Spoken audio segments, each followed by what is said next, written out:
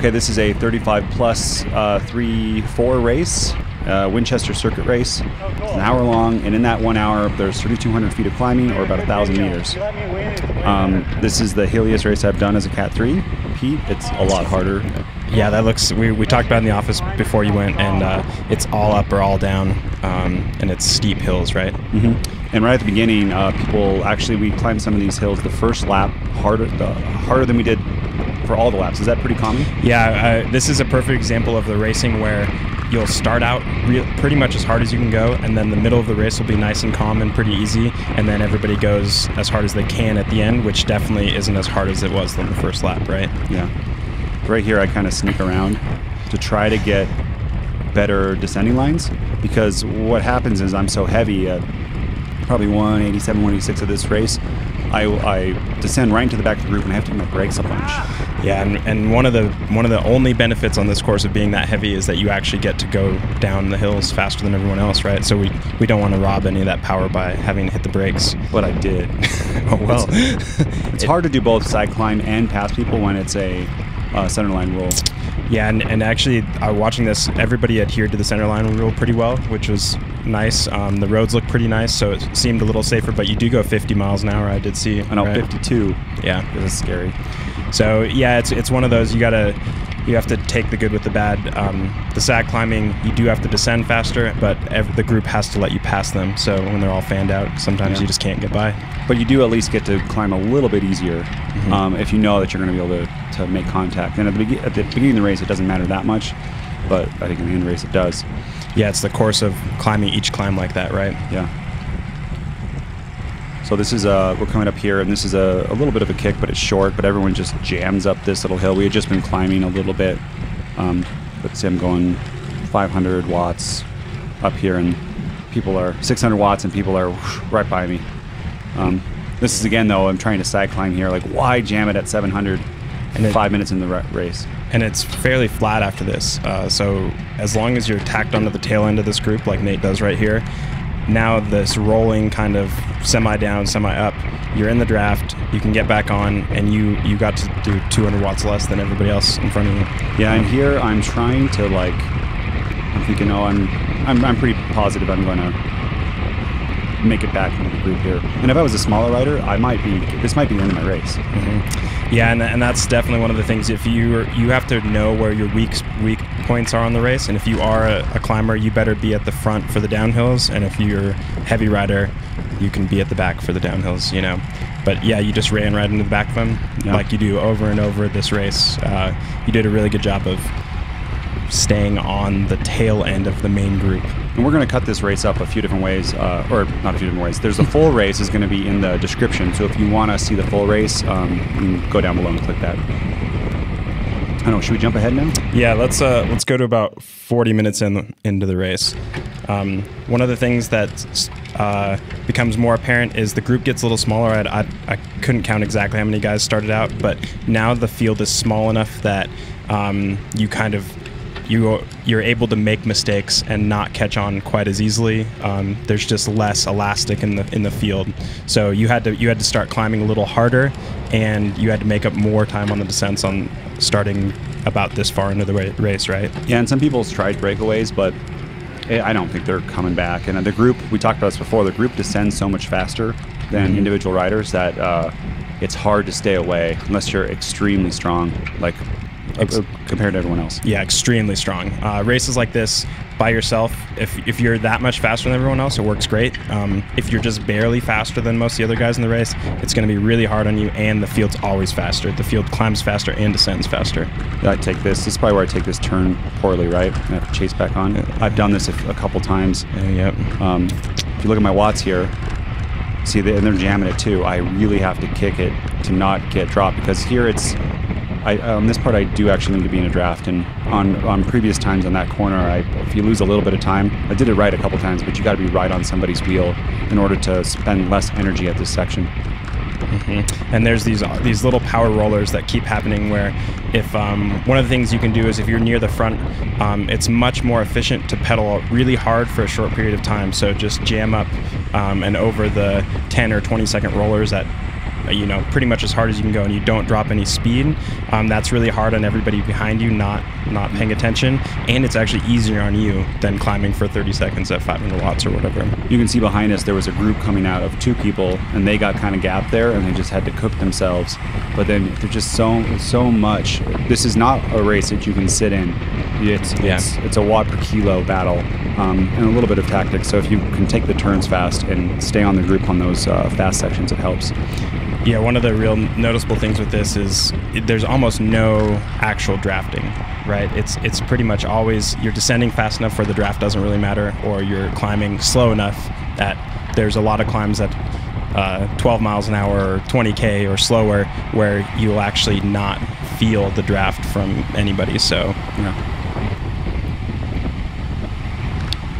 One of the things I think once the field gets smaller, you do a good job of making your way forward and back in the group.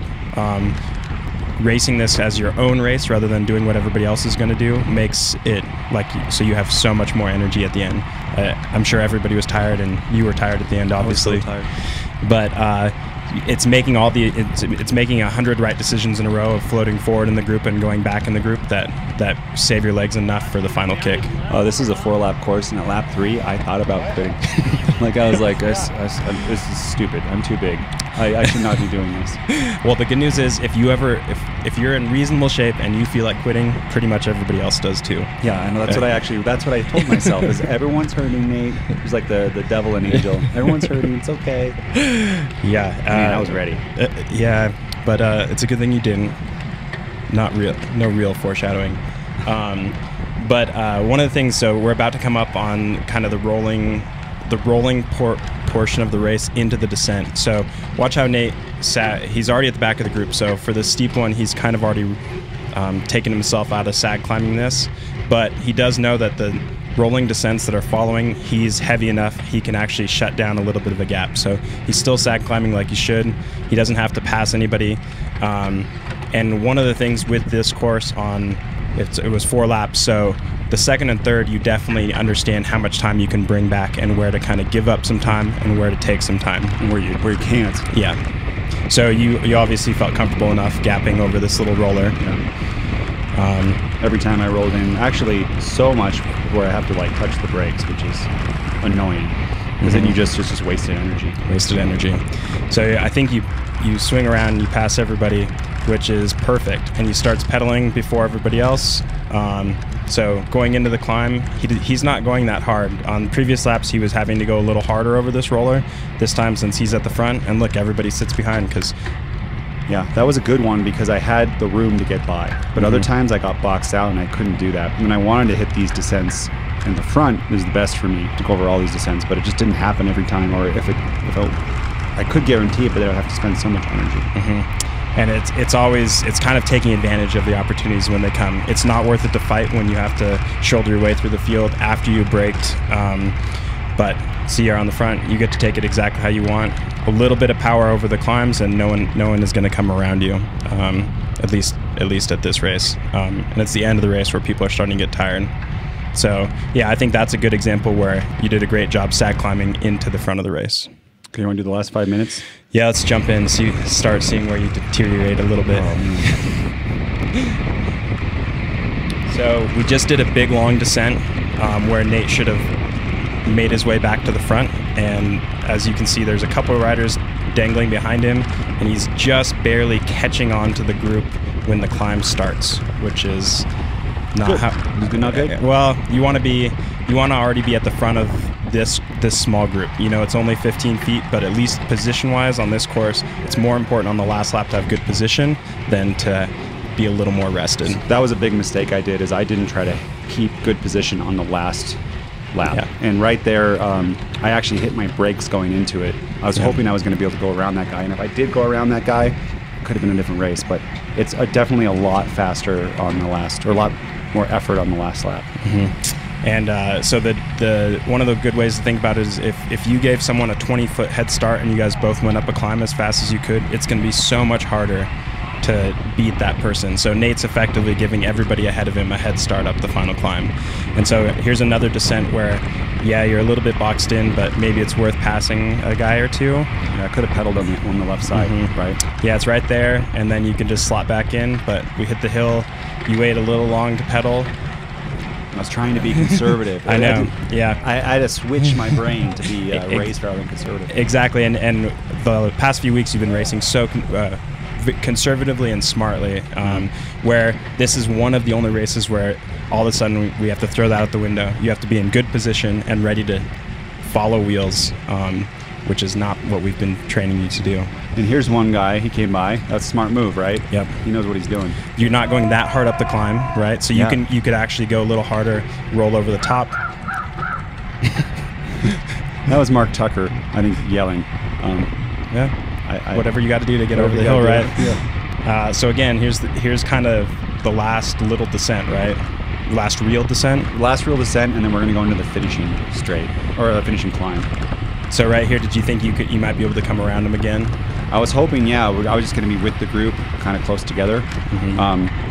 Mark comes by me in that super tuck and gets in front of me, which he's the revs guy in the green, and I thought I was marking him because he had just won Dariani 1, 2, 3 35 plus, so very strong rider. But he had already done this race once today, so he was tired. And right there, you can see the front of the race kind of accelerates out, and you're pretty much at the back end of the race. I know. So as guys start sitting up, and that's definitely what happens. The guys who are in contention to win really put out some power, and people who are going for the minor placings, they just sit up. And so yeah, I was hoping Mark was going to start going, but he starts opening. He kind of gives up, and I guess he told me, he goes, that's why I screamed, I gave up. And I was like, no. So I have to close this gap now, and it doesn't look like much, but because it's a steep hill, it's a lot. It's a lot, and pretty much every second you're not closing down the gap, the leaders are getting further away from you, right? My heart rate too, 186. That's a lot. That's about as good as it gets. So now the problem is there's like a minute left in the race, 45 seconds or something, and you're closing down gaps in the last minute of the race just to get back onto the group. I know. So if I was on the group, and there's a little downhill section here, this is also where I made a huge mistake, is I didn't get right on. I leave this like 2 bike lane gap because I am 187 heart rate. I am smashed. Yep. Look at the group pull away. And watch, you were right there. I thought I was gonna roll into them like I did the rest of it, but I did not. Yep.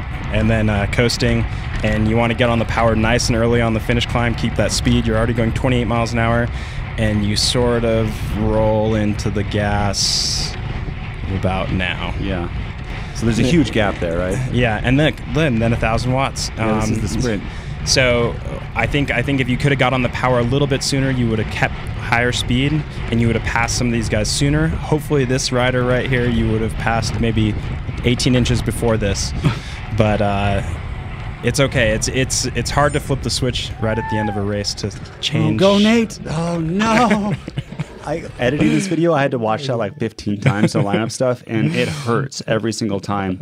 I just want to go back and look at that again because, so coming into here, that gap is huge. It's huge, right? So if I would have spent, there's no watts here, a couple more pedal strokes, I could have got in their draft, because we're going 22 miles per hour, so a draft really does help. And then when we start the hill, I could have also had a better draft. Like I could have saved so much energy at the beginning of the climb, because we're going 28. So right now I'm all by myself at 28, but people up there are getting a draft.